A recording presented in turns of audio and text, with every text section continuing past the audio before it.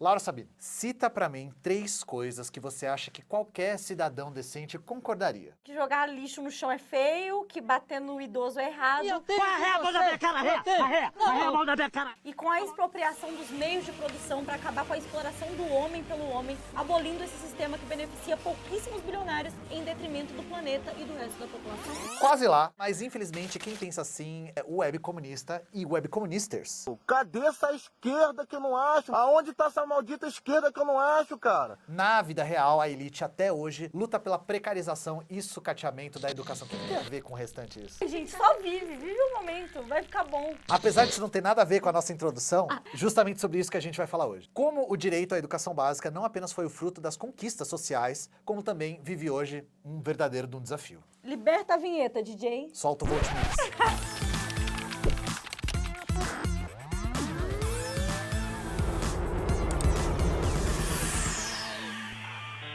Boa parte das pessoas que, assim como eu e talvez como a Laura, Nunca saberão da minha idade. nasceu na década de 90, teve a oportunidade de frequentar a escola no ensino infantil, fundamental e médio. E alguns, infelizmente poucos, foram para a faculdade. E é normal a gente crescer acreditando que frequentar a escola é simplesmente uma fase natural da vida e sempre foi assim. Como se o direito à educação fosse algo dado, um direito já conquistado. Quase que uma pauta flutuante que sempre foi e sempre vai ser desse jeito. Só que infelizmente isso não é verdade. Eu sei que o que a gente vai falar vai desapontar quem enche o cu de documentário da Brasil Paralelo. Enche o rabo, fala merda. Ou quem se informa por texto do Instituto Mises, que é praticamente o Brasil Paralelo por extenso. Mas o ensino do Brasil, colônia e no Império não eram incríveis, tá? E o capitalismo não é o sistema educador por excelência. Pois é, e as pessoas negras e as mulheres que foram impedidas de estudar nesse período, que o digo. Na verdade, gente, escola pública, livro didático escolar, o Fundeb, a merenda são conquistas que nasceram de muita luta coletiva. E na real, foram conquistas bem recentes até. Até 1988, por exemplo, o Estado só tinha a obrigação de garantir ensino fundamental. E não existiam nem valores mínimos a serem investidos na educação pública. Ué, Laurinha, mas não diziam que na época da ditadura era que existia educação de verdade? Que tinha respeito na escola? Não tinha respeito, não tinha escola, não tinha merenda, nem transporte, nem livro escolar e nem professor valorizado. E o salário? Quem diz que escola na ditadura era melhor, ou é mau caráter ou mal informado, às vezes as duas coisas ao mesmo tempo. Em 1970, para vocês terem ideia, 33,6% da população acima de 15 anos era analfabeta, ou seja, 4 em cada 10 brasileiros não sabiam ler nem escrever. O tempo médio de permanência escolar era de 2 anos e meio. Por isso, tantas pessoas dessa geração não terminaram os estudos. Só 14% dos jovens de 15 a 17 anos estavam matriculados no ensino médio. E isso, gente, mudou por conta da luta dos professores, das professoras e dos estudantes. Foram aqueles que trabalham e estudam nas escolas que, no final dos anos 70 e no começo dos anos 80, lutaram para garantir a expansão dos direitos da educação pública. E esses movimentos foram fundamentais na conquista de direitos básicos como investimento obrigatório de 18% da arrecadação da União e 25% de estados e municípios na educação. Definição de creche como primeira etapa da educação básica. Garantia do ensino médio como etapa obrigatória. Gestão democrática, liberdade de cátedra, entre outras coisas que a gente toma como dado. E não foi só grupo de pressão da Constituinte não, tá? Esses professores também fizeram greve e piquete e foram essenciais nesse processo. Foram anos de luta para que os professores conseguissem se estabelecer como uma categoria organizada para impor as suas pautas na Constituição de 88. Pois é, Ian, e os efeitos dessas lutas foram gigantescas. Só para vocês terem uma ideia, em 1972, o ensino médio tinha aproximadamente 4 milhões de pessoas matriculadas. E pouco variou até 1991. Mas em 1995, já se registrava 5.374.831 matrículas nessa etapa. E só chegou a 7.769.000 lá em 99, ou seja, a data que, segundo a Wikipedia, eu estava nascendo. Sem falar que a taxa de analfabetismo caiu de 33% em 1980 para 7% em 2017, assim como o acesso de crianças a escolas e creches, que era de 9% em 1970, chegou a 90% em 2015. A ditadura foi um completo fracasso na educação, apresentando números pífios de acesso, de alfabetização, de permanência, como a gente citou aqui agora. Então é isso, né, Laura? Vencemos, a educação tá voando, o foguete não dá ré, falou, tamo... Qual é a sua desculpa, Venezuela? Você para, você tá aí fazendo graça. Não pode ficar contando vitória, Ian, porque no capitalismo toda vitória é parcial e pode a qualquer momento sofrer retrocesso. Volta o cão arrependido. E como você e os web comunistas já sabem, nos anos 90 bombava aí Molejão, Banda Eva, Mini Gugu, Pepe Moreno e ele, o neoliberalismo. Porque nem tudo pode ser perfeito, né? O Brasil sofria pressão para aplicar reformas educacionais que enfraqueceram o sistema público e favoreciam o ensino à distância e a lógica tecnicista. Esses debates permearam as discussões da Lei de Diretrizes de Base da Educação. Inclusive, Ian, você já viu a logo da LDB? Eu vou pedir aqui para a edição, por favor, colocar pra gente. É uma maravilha. É assim, realmente o primo de alguém se esforçou muito. É um primor do design gráfico. Alguém se animou no Paint naquele dia. Laura, infelizmente o contexto no qual essa obra de arte aqui foi produzida não é tão animador, assim. As novas tecnologias de informação, como os computadores e a nascente internet, eram vendidas por organismos internacionais, tipo Unesco e Banco Mundial, como uma revolução em si, sendo a capacitação nessas novas tecnologias o passaporte para o mercado de trabalho. A educação pública devia focar na capacitação profissional, aprender a aprender. Mercado de trabalho, diga-se de passagem, cada vez mais precarizado, tá? Cada vez mais instável e que exigia um trabalhador flexível, se é que vocês me entendem. E os professores que haviam lutado por décadas para reconquistar a liberdade de cátedra desejavam uma educação voltada ao desenvolvimento do senso crítico do estudante em todos os aspectos: intelectual, estético, cultural e principalmente político. Só que o que os tecnocratas desejavam era submeter a educação pública ao consenso de Washington, que prezava pela desregulamentação, pelo livre trânsito de capitais, pela percepção da iniciativa privada como motora do desenvolvimento. Portanto, a escola pública deveria focar no que os grandes conglomerados internacionais esperavam do Brasil. Deviam formar uma massa de trabalhadores atrativos ao capital internacional. Mas o que segurou um pouco as pontas foi a mobilização sindical dos professores e a memória da ditadura militar, que ainda estava ali fresca na cabeça de boa parte dessa população. Isso fez com que a Lei de Diretrizes e Bases, aprovada lá em 96,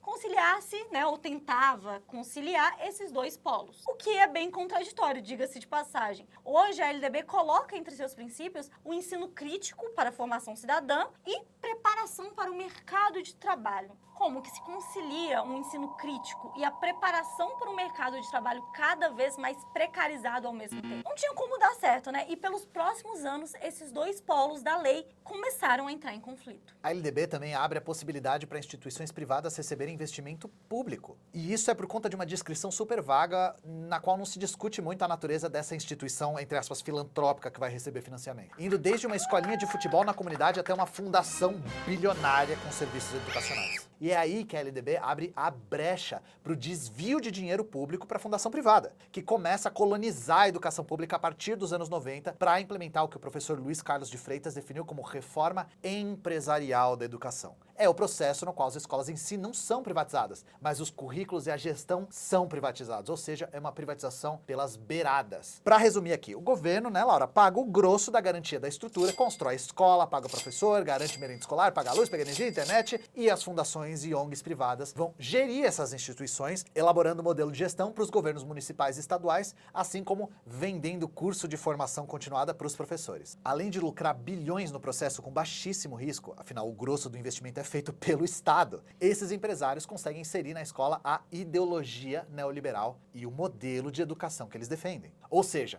existem ganhos ideológicos para a burguesia tanto quanto ganhos financeiros. E é por isso que nós, professores, achamos no mínimo incoerente quando falam que a nossa educação foi construída através do paulo-freísmo cultural, ou no caso do Ian, Paulo paulo-coelhismo.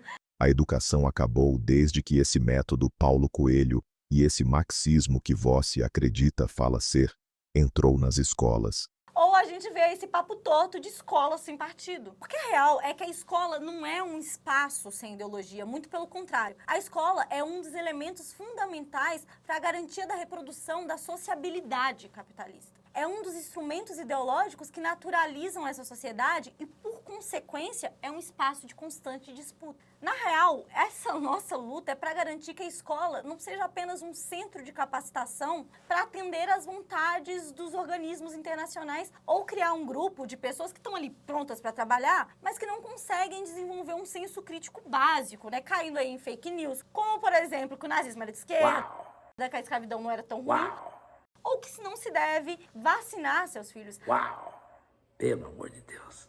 A gente também luta para que a escola seja um espaço que também seja construído conhecimento coletivo. Essas fake news que eu citei, todas elas se valem dessa defasagem da nossa formação escolar. Por que vocês acham que o INDEB, que é o principal medidor de qualidade da educação do nosso país, se baseia na aprendizagem de português e de matemática, Ian? Porque são os resultados que os organismos internacionais esperam. Fazer conta básica e saber ler e escrever para operar qualquer máquina. A elite econômica não quer uma educação integral que foque no desenvolvimento dos estudantes, nos aspectos políticos, intelectuais, culturais, estéticos e físicos. Vocês acham que isso interessa para a burguesia? Claro que não. Para eles o negócio é saber ler e interpretar o mínimo de texto, né, tendo ali algum raciocínio lógico e pronto. A gente poderia passar o dia inteiro aqui falando de empresa que trabalha com o objetivo de lucrar com a educação pública, assim como fazer elas servirem aos seus interesses ideológicos. Um exemplo perfeito disso é o que aconteceu na Paraíba, onde desde 2015 o modelo da educação integral é elaborado pelo Instituto de Corresponsabilidade pela Educação, que é uma ONG financiada pelo Instituto Natura, World for Education, Fiat, Banco Itaú, BBA SA, Research Division e Instituto Cacau Show, ou seja, um monte de burguês.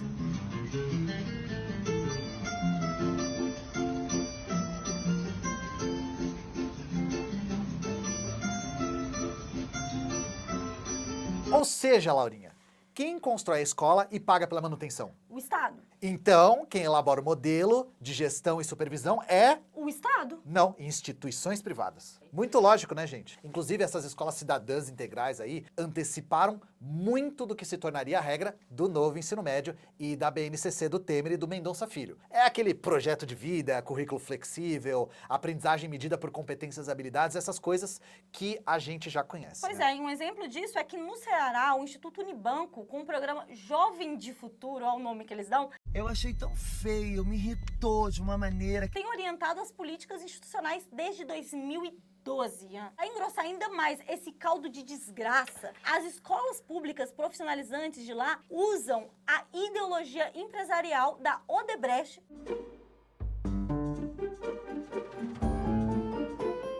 sobre a forma de tecnologia empresarial socioeducacional para elaborar as metodologias dos professores e o currículo dos alunos. E vocês achando aí que esse negócio de colocar empresa para planejar a educação era só coisa do governo do PSDB paulista, né?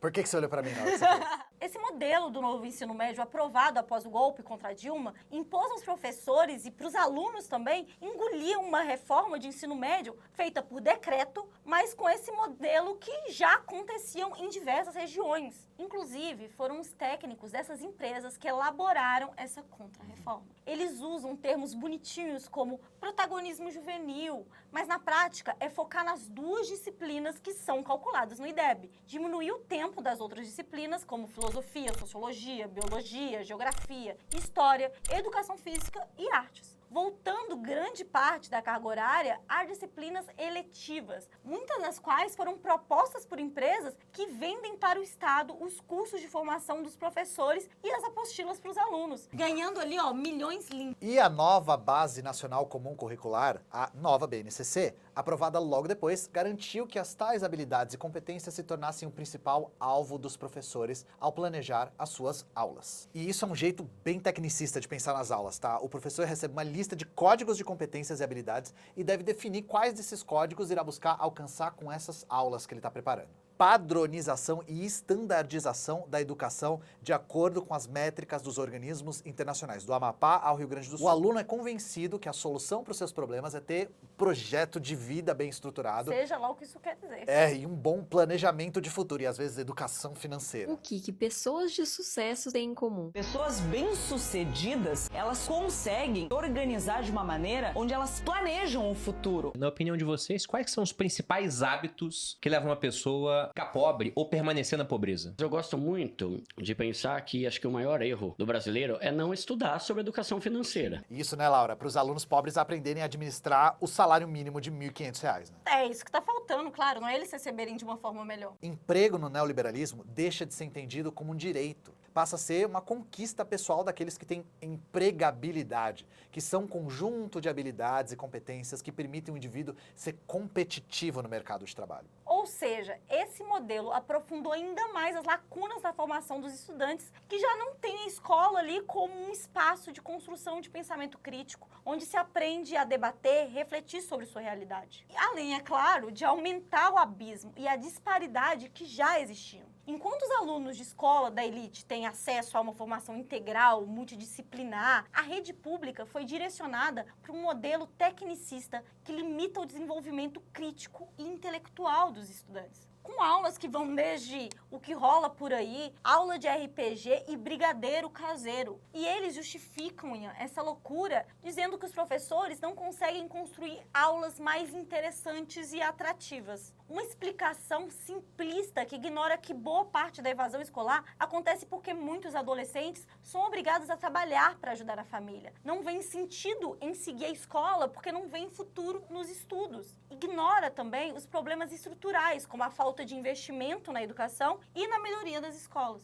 Esse ano mesmo, a gente teve vários casos de alunos passando mal por conta do calor nas escolas, falta de água tratada e prédios com falta de manutenção caindo aos pedaços. Muitos professores, além de mal remunerados, não recebem formação continuada ou um amparo para lidar com os desafios que existem nas salas de aula. Esse papo aí de que o problema é o currículo é muito bom para os governos que defendem as pautas neoliberais, né, Laura? Porque se a questão é só mudar a forma como se ensina, então a gente pode diminuir o investimento e foda-se. A gente já tem muita proposta nesse sentido, viu? O governo federal discute seriamente acabar com os pisos constitucionais de educação e saúde, por exemplo, e eu tô olhando para você, Haddad. Essas medidas que foram uma conquista dos professores e estudantes lá dos anos 80, como a gente falou. Lá em Minas, que é a terra da nossa gloriosa Laura Sabino e do Nerso da Capitinga, Os dois ilustres de Minas. o piso salarial dos professores nunca foi aplicado. E não é falta de luta não, tá? Em 2011, o sindicato lá mobilizou a maior greve dos educadores da história do estado e foram 112 dias de greve fazendo ato, fazendo piquete, fazendo manifestação e tudo que tinha direito. Em junho de 2015, durante o governo do Fernando Pimentel do PT, as professoras entraram em greve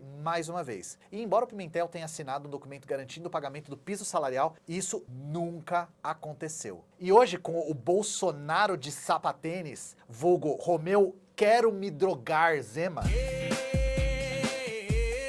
Quero me drogar. a situação ficou pior ainda. Um monte de professor e profissional da educação já são terceirizados. Esses trabalhadores são contratados pelo Instituto de Dignidade e Desenvolvimento Social, IDDS, em Betim, na região metropolitana de Belo Horizonte. Mais de 4.300 trabalhadores já estão atuando nesse modelo de precarização de trabalho. Eles não têm vínculo nenhum com a escola e nem com o Estado. O IDDS já atua em 66 escolas municipais e 28 centros infantis municipais. E todo dia surge uma denúncia nova de abuso, de precarização e sofrimento que os trabalhadores passam. Dentre eles, salário atrasado há mais de 16 meses. 16 meses. E mulheres que trabalham com a merenda recebendo menos que um salário mínimo, o que é crime. Ian, essa onda de uberização da educação não acontece só no meu país, Minas Gerais, não. Outros estados estão chegando ao cúmulo de propor privatização de escolas. Um exemplo é o Paraná, onde o governador Ratinho Júnior tentou privatizar a contratação de professores em 177 escolas.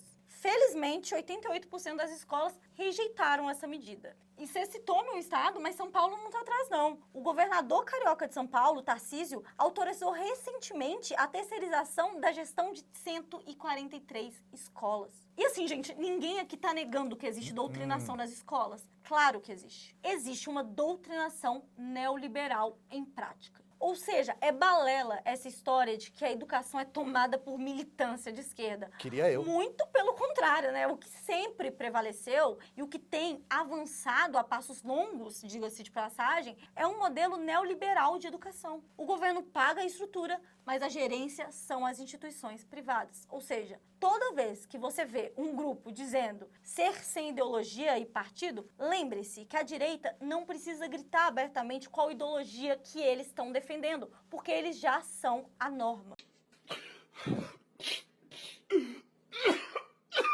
E é por isso que eles chamam qualquer professor de doutrinador. Porque quem é da educação mesmo, quem dedicou anos da vida dando aula na educação pública, quem é professor e especialista na área da educação, sabe que o buraco é muito mais embaixo. Tanto que no ano passado, em 2024, na Conferência Nacional de Educação, o ministro Camilo Santana foi recebido com vaias